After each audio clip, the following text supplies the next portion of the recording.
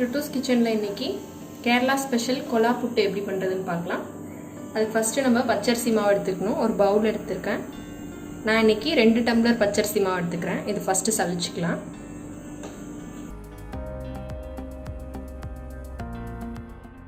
இந்த அரிசி மாவு வீட்லயே பண்ணதுதான்.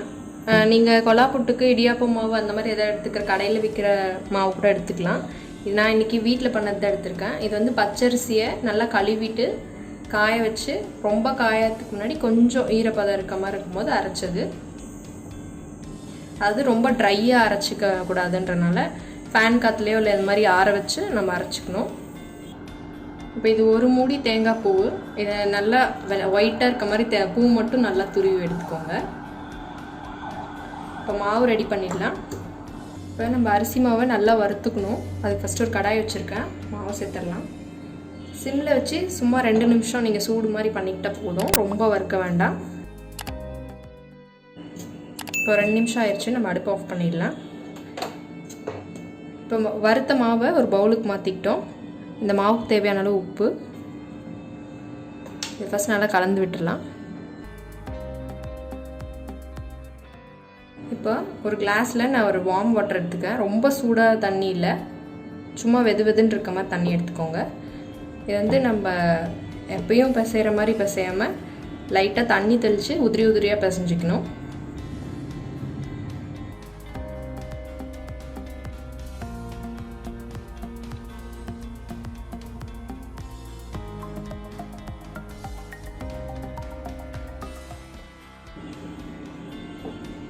பாருங்கள், இந்த பதத்துக்கு பிசைஞ்சிக்கிட்டா போதும். நம்ம இந்த மாதிரி பிடிச்சோம்னா லைட்டாக இப்படி தொடும்போது பிரேக் ஆயிடணும்.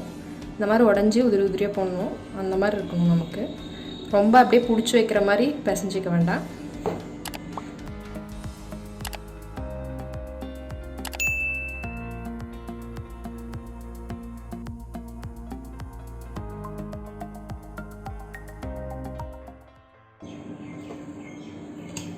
கொலா புட்டு செய்கிறதுக்கு நம்மக்கிட்ட கொலா புட்டு செய்கிற ஸ்டீமர் இருக்குது.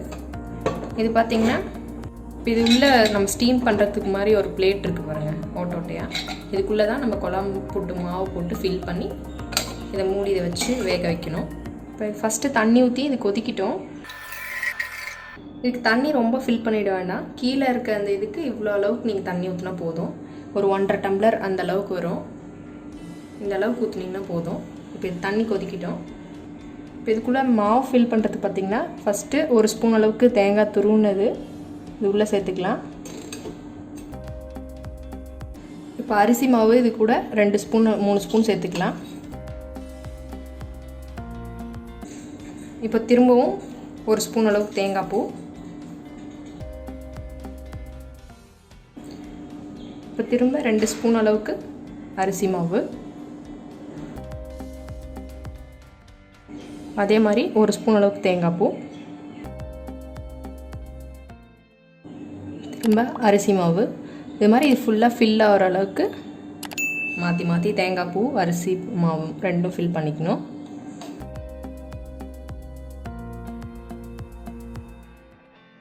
அவ்வளோதான். இப்போ இது க்ளோஸ் பண்ணிடலாம்.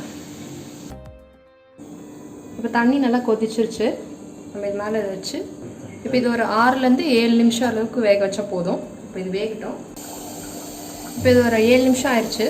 ஆஃப் பண்ணிடலாம்.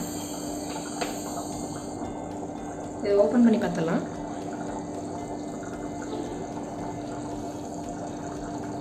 நான் இது உங்களுக்கு வெளியே எடுத்து காட்டுறேன். இப்போ நம்ம வெளியே எடுத்துடலாம்.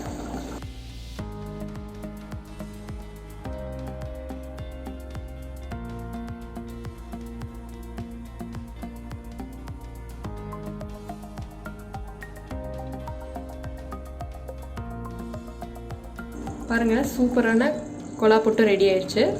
இது கூட கடலை குழம்பு ரொம்ப சூப்பராக இருக்கும். கடலை குழம்போட லிங்க்கு நான் டிஸ்கிரிப்ஷனில் கொடுத்துருக்கேன், செக் பண்ணிக்கோங்க.